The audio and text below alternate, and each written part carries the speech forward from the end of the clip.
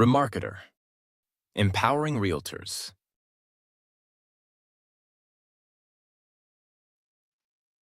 Good morning, and thank you very much for joining me today. So it's December, and we're getting close to the end of the year. So this is going to be one of the final presentations that I'm going to have for you this year. And I thought it would be a good idea to talk about statistical information and the market updates that you have available on Remarketer. What I'm going to do today is that I'm going to explain to you exactly how it works, how the statistical information has been generated, and how they've been um, uh, basically graphed for you to be able to analyze as well as explain to your clients. So the more you know about how the information have been extracted, how often they're updated, um, how they have been graphed and made available, as well as how to interpret the information and be able to explain the information. The better it's going to be able, well, the better it is going to make you uh, uh, capable of providing that essential service to your clients. The essential service being able to meaning that you are able to analyze the market for your clients and help them understand as well as make better decisions when it comes to uh, maneuvering within the real estate market. Now, it's very different to try to help the clients understand how the markets shift. Sometimes we have heated markets where it's really a seller's market. And then sometimes we have much cooler markets where the needle turns towards um, the buyers a lot more. The dynamics and the statics of the market are going to change, and it is going to be a very different um, uh, approach in terms of making decisions, in terms of pricing, in terms of um, offers, et cetera, et cetera. So all of that requires for, first of all, you to understand and be able to analyze the market properly. Secondly, you being able to explain the statistical information of the situation of the market and the dynamics of the market to your client. So this is what we're going to dive in today, and hopefully you have a much better understanding of the whole system going forward. All right. So the tab that I'd like to explain to you today is under Analytical Tools, obviously, and we're looking at Live City Market Watch. So this is uh, statistical information generated from the sales and the jurisdiction. Well, basically the area covered for the statistics are municipalities, are every city that we're have access to the data. So depending on your access level, you have a different set of cities available that you can access and generate data for. Uh, but in order for you to be able to pull that up, you will have to start typing in the name of the city. So for example, I can start by typing the name of the city that I am in right now, which is Markham. So I can just select Markham. Now, if I have access to that, if I am an agent of a board that has access to the statistical information of this city, it will pop up for me to select. Otherwise, I won't have access to it and I won't be able to select it. So for instance, if I want to select Calgary, I won't have Calgary available in my listings in the results. However, an agent who does have access to the Calgary Real Estate Board will have that option available here. So depending on your access level, you will be able to select the city as uh, it is typed. So let's go back to Markham and select the statistical information for that. All right. Now there are several different tools here that you could utilize in order to generate the specific report that you wish to generate, and then we can start reading through the data and the uh, analytics. All right. So first things first. At the very top right here, you can see that the City Market Watch has been generated for Markham, and it's generated on December 8th, 2025. So that's yesterday. So this is the first piece of information that you need to understand here. The data is generated every single day at the end of the day. So at the end of the day today, you will have a new set of information added to this um, basically the information that have been depicted on this graph. So every single day, the statistical information has been gathered and added to the graphs that we see over here. So that's the first thing that you need to understand here. The second thing that we have here up here is obviously what we talked about is where you select the city that you would like to generate the statistical information for. So that's already covered, and we can move on to the next section right here. The next section is select a type. So down here, you can select the type of property you would want to generate the information for.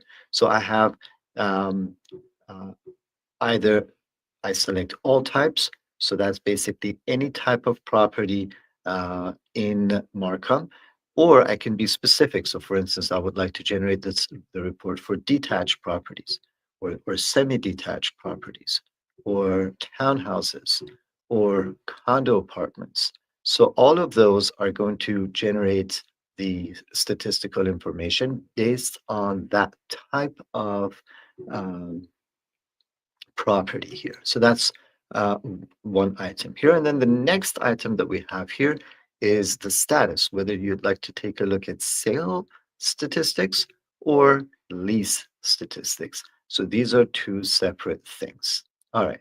Now, I'm going to talk about these two buttons at the end of our discussion today. But before doing that, let's go ahead and check things at the bottom here. Let's go back to sold, all type, markup. All right. So the next thing that we have here is um, the the market situation needle. Basically, it shows you whether we're looking at a balanced market, a seller's market, or a buyer's market. So the further to the left this needle is going to point, shows that we're in fact experiencing a buyer's market, and the further to the right it goes, we're moving towards a seller's market. Down in the middle, we're mainly looking at a balanced market. So this is what this needle is going to demonstrate here. Right underneath, we have four boxes. In these four boxes, we're looking at four different indicators. The first thing is the average sold price. The average sold price for the last 30 days. Okay, so this is what I want to explain to you right now. You need to understand how this works. Over here, I explained to you that we're generating the statistical information every single day. Now, what happens is that the information, the number of sold properties and the sales prices of those properties, etc., are going to be captured and then added to this indicator right here. So the average sold price for the last 30 days. So this last 30 days is moving along every single day. So basically what that means is that this is the average sold price of all type properties in Markham uh, within the 30 days ending on December 8th, 2025. So that 30 days. So if I come back to this chart tomorrow, this number is going to be different because the last 30 days are going to start from today, basically, which is going to be generated at the end of the day today and added to that. So basically, the 30-day window is moving as we're moving along. Now, the reason why we have this 30-day window carried along is because we want to have enough transactions captured in order to be able to make sense of um, of the information, statistically speaking. Now, right here, you have a little arrow pointing downwards. What that means is that if we're comparing the average sold price of the last 30 days, ending in December 8th, 2025, compared to the last, well, basically at the same 30-day window ending in December 28th, 2024, which is last year, we're looking at a 9% decline. So that shows a 9% decline for the average price year over year. That's what year over year means right here. So we're looking at a 1 year price um, depreciation or appreciation uh, for the same window of 30 days. All right, so that's how you would understand what's going on in this single box right here. Now, this is the average price of 190 properties which have sold in the last 30 days. So in the last 30 days in Markham, 190 properties have been sold. Now, that again has been indicated here that is a 12% decline. 12% decline in the number of properties. So basically, last year, in the same 30 days window, we sold more than 190%, 190 properties. In fact, 12% more than 190 properties. So the number of sales have also declined year over year, right? So that shows you that the price is reduced due to a lower demand. So that basically explains to me that the number of sales have been less, meaning that uh, the demand has also fallen year over year again. So that's the second box right here, which is going to show you pretty much where demand stands. Now, the next box here is the average days on market. So again, in the last 30 days, it took more than 32 days in average for properties to sell. Again, that has a red arrow pointing upwards. Now, the reason why this time upwards is red is because the longer DOMs uh, are going to be, days on market are going to be, the harder it means that it's harder for the properties to sell. Um, Sooner rather than later. Now, again, that's a 16% increase year over year. So that means it takes 16% longer for properties to sell year over year. All right. So that's again another indicator of the market cooling even further compared to the same period last year. Now, the next box right here shows you active listings. So now we have 1,030 active listings in the last 30 days. Now, the active listings is a little bit different interpreting this number. This is the number of active listings at the end of uh, the uh, the period. So basically, that means on December 8th, we've had 1,030 active listings in Markham, all types. So that's the number of active listings. Again, it's up 34% compared to the same period last year.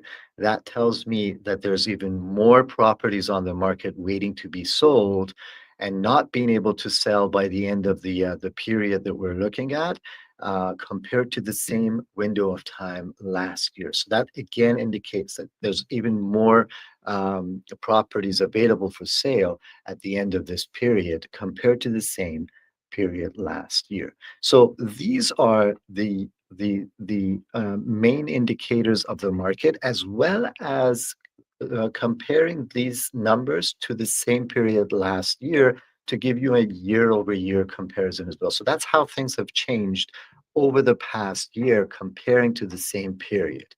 So those are the four most important indicators for you to start your conversation with, showing how the situation of the market has changed. So, for instance, let's say you're talking to a client of yours who is comparing their property to a neighboring property that sold last year.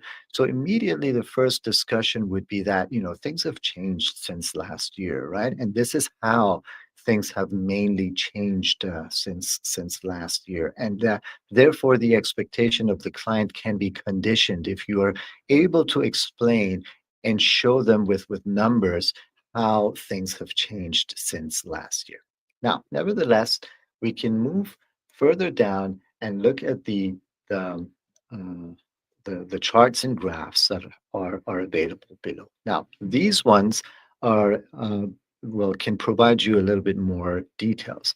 So not just the year over year comparison, you can see the decline here. So that's the average sold price, and the 9% decline is right here. So the average sold price in the same uh, period of time last year was $1.26 million compared to the $1.14 million today, which is about, well, 9% lower. So that shows you the year over year change that we talked about right here at the top. Now, however, in this graph, you can also see all the other points as well. So all the other months in between as well. So you can see how the prices have fluctuated. You can pretty much see the seasonality of the real estate market shown here as well. Even though in the past couple of years there's been a lot of influence onto the market by external factors such as the status of economy. We've got the tariffs going on, the uncertainty brought by those. The job market has been on a roller coaster. We've had elections going on. So there are a lot of different external factors that are important enough to make to have an impact on the market. Nevertheless, you can see that, for instance, the average sale price during the months of March to August, well, basically to July, have been on their highest. So that's usually the season where most of the real estate interaction transactions take place. But these dips could also be the effect of certain major external factors that could have played a part in the statistical information as well. So we've had a big dip in August, which is basically uh, a pretty much the most obvious anomaly right here on this chart.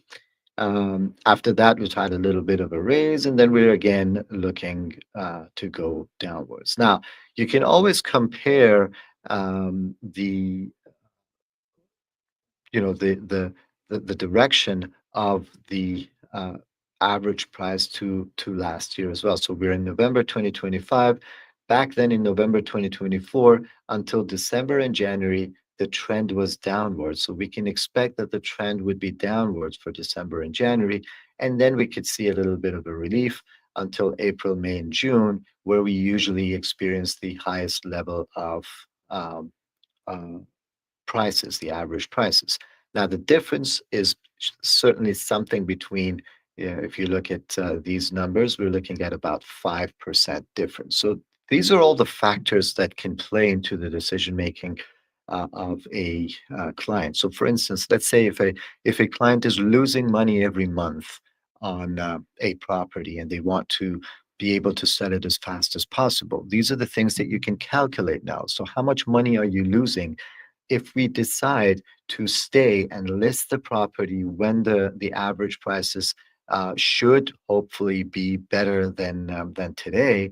How much money are you losing until then, and how much would be able to kind of hope to gain if the prices climb back to these areas? So let's say, for instance, if I sell today at $1 million, and then I would be able to, if things really don't, change. These are not things to be promising, but these are things to kind of assume based on the historical information that are available. But let's say, for instance, if I were to be able to sell that at $1,050,000, if I wait until May of 2026, will I be better off or not? If if I'm losing $5,000 per month on this property, that will give me 6 or 7 months of losses, which are going to add up,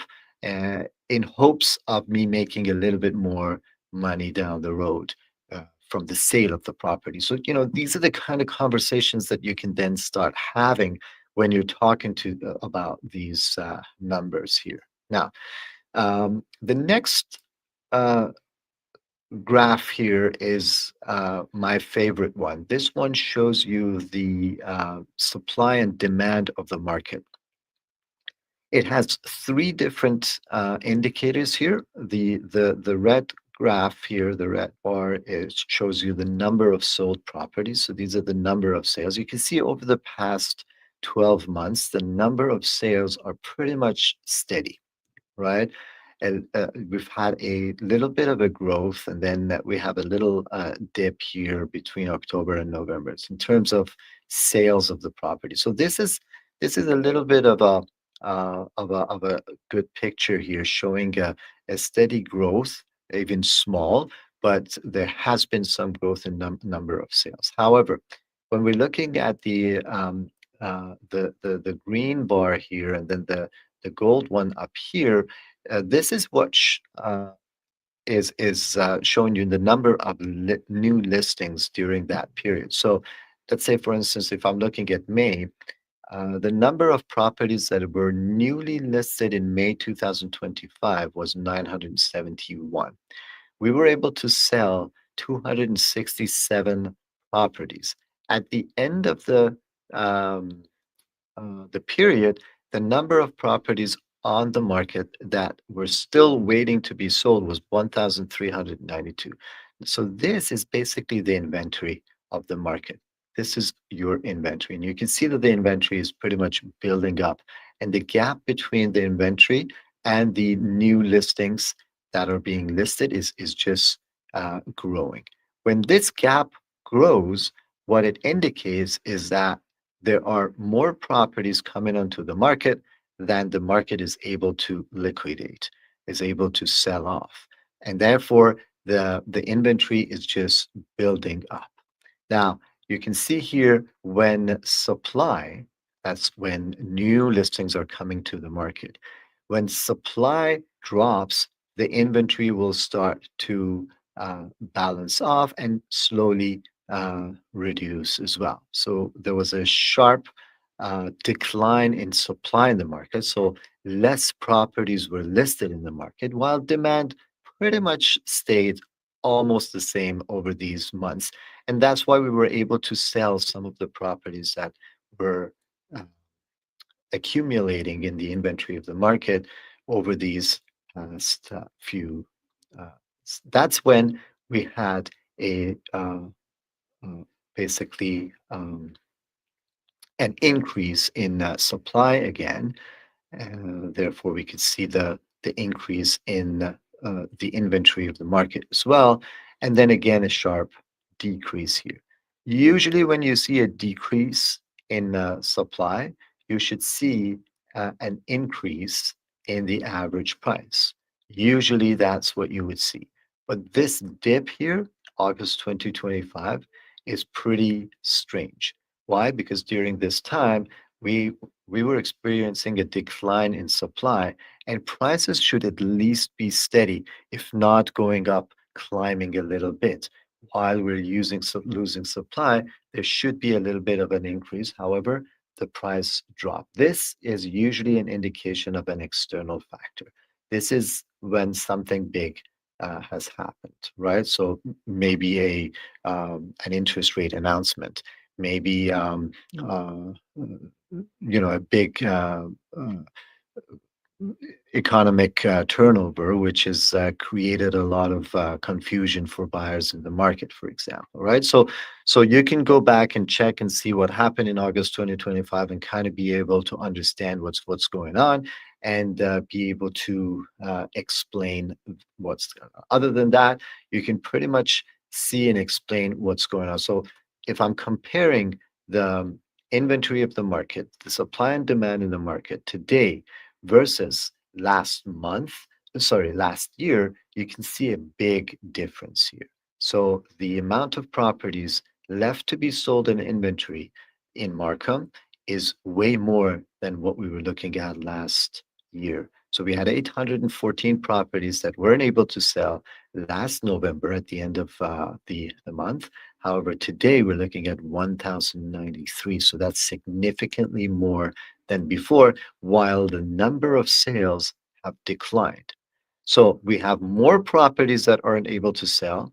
We have more properties to sell. In terms of new listings, which is supply into the market, we're about the same, a little bit higher. So we have more properties coming onto the market. So we're comparing 490 to 521. So more properties are available to sell. More properties have come to the market, have been listed onto the market to sell while we're selling less properties.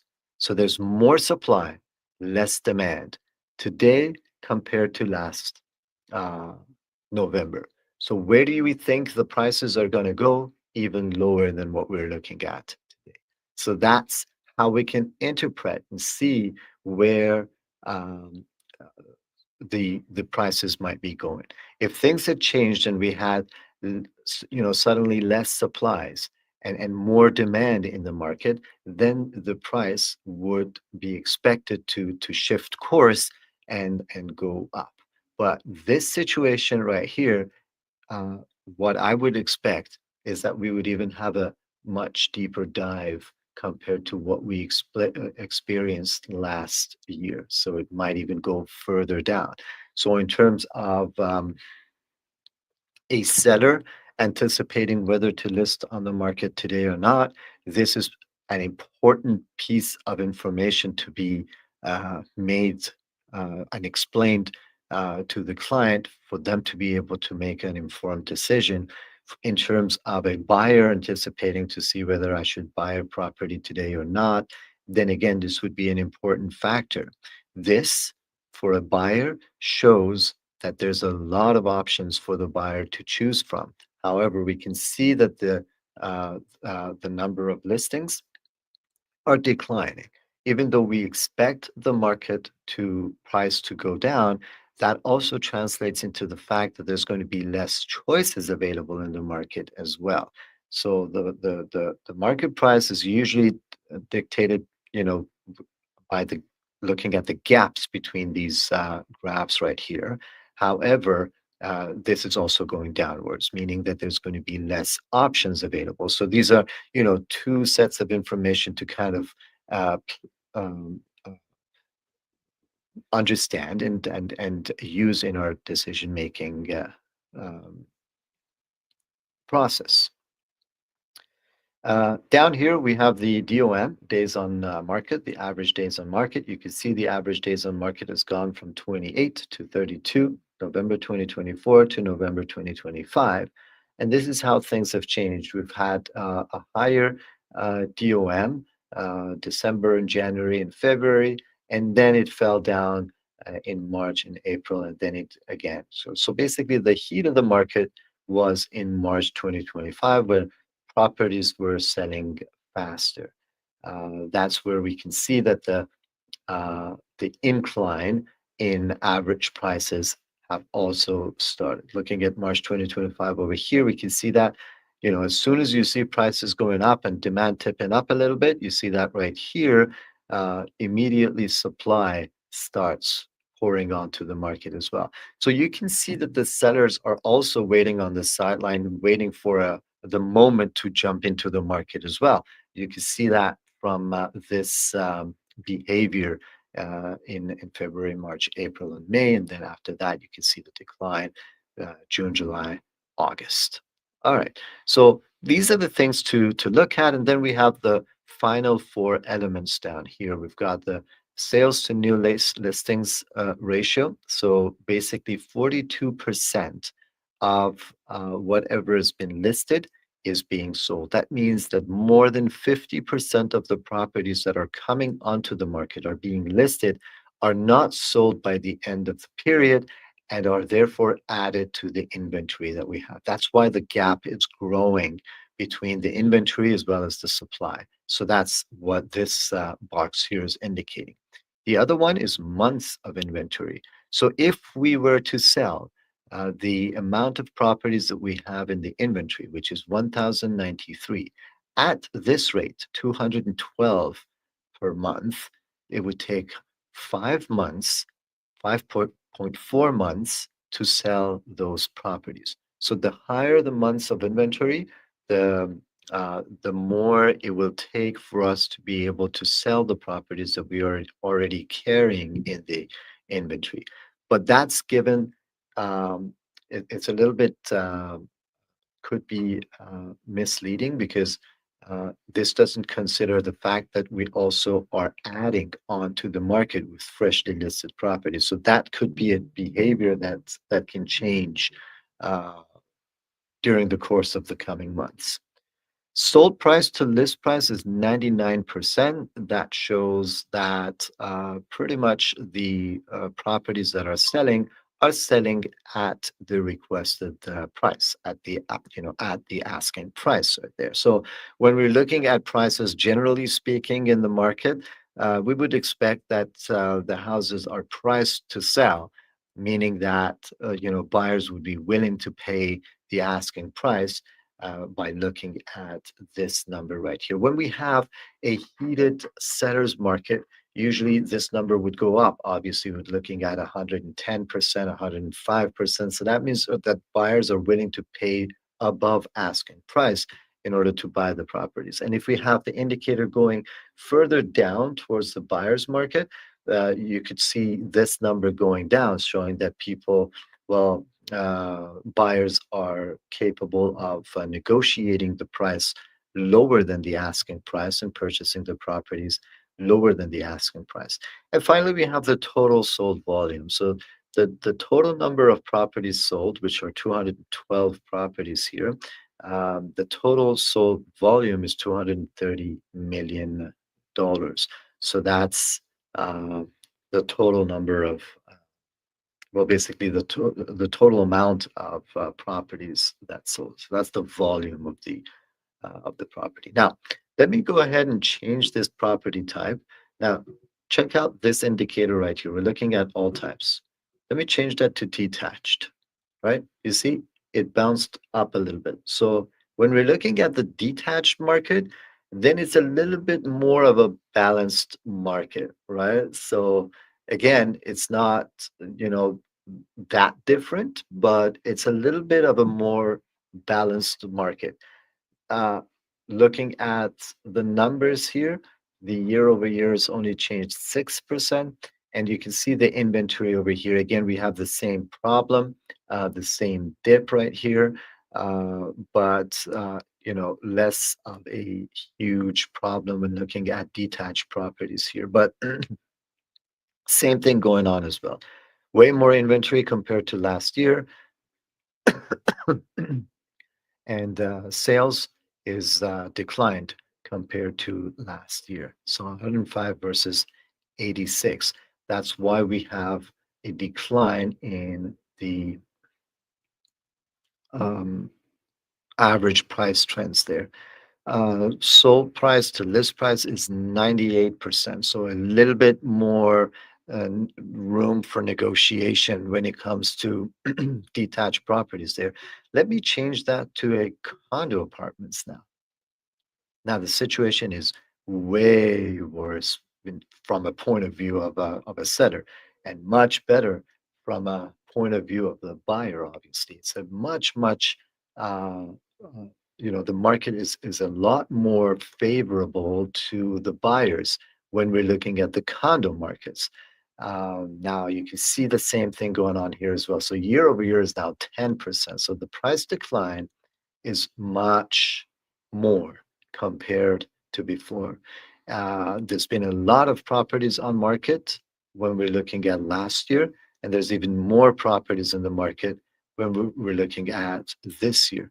Down here, we're looking at 98% sold price to average list price, and months of inventory is 8 months. So when we're looking at the market in more detail, the condo market seems to be a lot worse from the perspective of the sellers, and it seems to be a lot better from the perspective of the buyers, obviously, that is indicated right here. So you see, these are the different things that we can really pull up and analyze when we're making decisions or we're helping our clients make decisions. So if my client is thinking to sell a condo apartment, these are the numbers to look at and be able to understand better what the situation seems to be. Now, if I'm looking at lease properties, so these are condo apartments for lease. You can see the situation, how much of an inventory is building in the lease market. It's huge. The gap is staggering. You can see how things have changed from 623 to 3,000 properties on the market available to lease. And this is just the condo apartments. That's the kind of pressure is on this market. Even though the sales of the condos also risen, but not this much. This shows that a lot of homeowners are leasing, trying to lease their properties out in order to be able to stay afloat until things change. This could be an indicator of that kind of a behavior in the market. So you can see what the situation looks like when it comes to rental market. And the rent prices have just been dropping off the cliff. You can see how things have changed from $2,700 down to $2,500, and this is basically showing you um, how things are very different when you're looking at different dynamics of the market.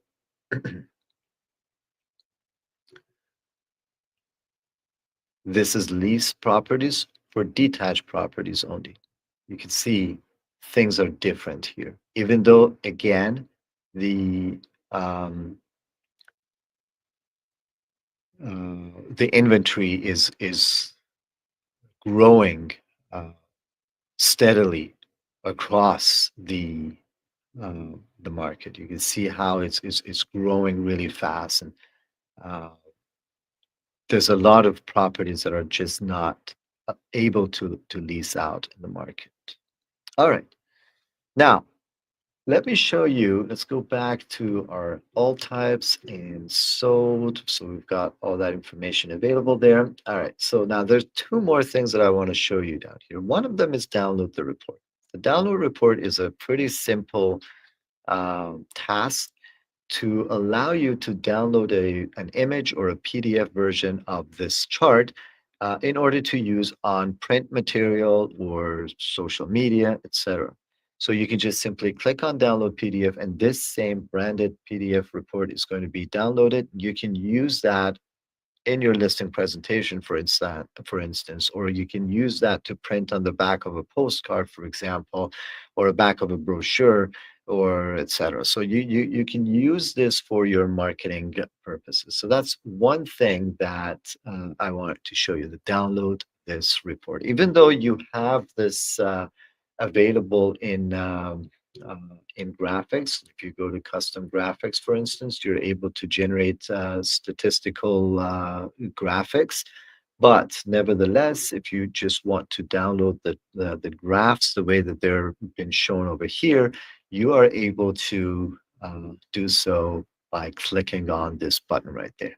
Now, the next button right here is an exciting one. It's an interesting one. What this one does is that it generates an AI analysis based on this information. So basically what I'll do is that I will configure what I want to do. So here I want to go to let's use another city here. Let's go to Richmond Hill. So here's Richmond Hill. All types, let's change that to detached. So that's the detached properties and the sales. So this is the market stats that I've been able to generate, right? Now, what I want to do is I want to get an AI analysis. So clicking on this button, the system will submit all of that information, these indicators right here, the information over here, all the different graphs and charts, and the information that's available over here to AI in order for AI to generate an analytical script for you. This is cool and useful if you quickly want to generate a script to include in a newsletter, for instance, or if you want to use this as your video script, if you're recording a video of yourself talking about the market. So it basically writes out a report based on all that information there. All right. So you can see over the past 12 months, detached properties in Richmond Hill have experienced a notable price fluctuation, which is visible right here. The data shows that the average sold price peaked in late 2024, with November 2024 averaging around $2 million, but have since moderated, with the most recent month, November 2021, averaging approximately $1.72 million. So it basically is explaining to you and has generated a report for you that can then be used in other marketing materials. So, for example, if I want to use this in my newsletter, all I need to do is to copy this. So this is now copied into my um, clipboard, and I can then go to newsletters, generate a newsletter, and if I want to add a text area, I can then go ahead and paste that same report over here and be able to use it alongside with the uh, market report. So for instance, if this was for Richmond Hill, I'm going to select Richmond Hill. So I have the statistical information for Richmond Hill added over here with the report, which I got generated by AI from the other module right there. And I have a pretty interesting report ready to be sent out to my clients or a specific client if you're prepared this for them only. All right. So that's what I wanted to explain today. Hope covered everything. Yes, covered everything that I wanted to cover. Statistical information at the end of the day, being able to interpret and analyze and explain that information is crucial in the service that you provide to your clients. They rely on you for that insight, and therefore practicing on this information and being up to date and updated about the information and being able to relay the uh, understandings and findings that you make by analyzing and studying the information over to your clients would be an amazing way for you to demonstrate uh, how informed you are about the market and allow your clients to make informed decisions as well. So I don't see any questions here. I hope everything has been clear. But if anything comes up, please reach out to us, and we'd be more than happy to assist you. Um, I just got a question. Let me see what it is. So it's from Stephen. Thanks, Stephen, for being with me. Why did the report you put into the e-blast? Oh yeah, if you remember, uh, this was generated for detached properties. Let me bring back my thing here. So this was generated for detached properties. This one is for all properties. That's why the numbers here don't match uh, this one right here. So if I wanted to use this information right here, I should also um, generate the report for all types. Now, another option that I had, if I wanted to use that same thing over there, is to go back here to reports, cities. So we were looking at Richmond Hill. So Richmond Hill and detached properties, that's what we were looking at. I can download this report. I'll download the image. So now I got an image available right here, and then I can use that in my, where are we? In my newsletter. So let me go back again to the newsletter, add new. So What I'll do is I'll add an image. This would be my image. And then I would use the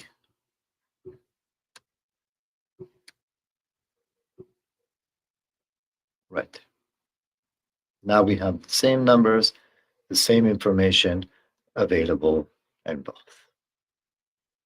So for example, the average sold price is 1,740,000, which matches the information that we have right here. Okay. So yeah, so hopefully that answers your question.